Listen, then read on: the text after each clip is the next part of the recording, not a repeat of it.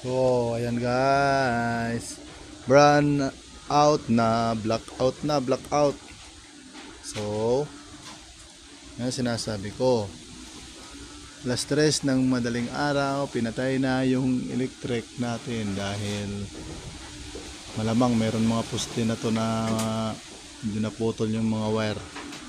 Palagahin na natin yung ating solar. Yun yung solar panel natin. So,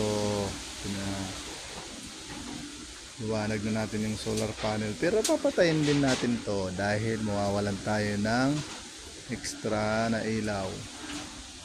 Yun. Time check po.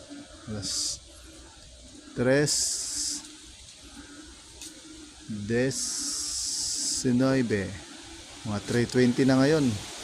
Malakas pa rin yung hangin sa labas. Ay nako. Ay, solar panel natin, solar. Ilaw. Siya oh. Oh, flashlight pa tayo. Mayroon na mga dahon ng nyug, buko, ng mga nakaharang na sa tabi-tabi. Yan. Oh, yan guys.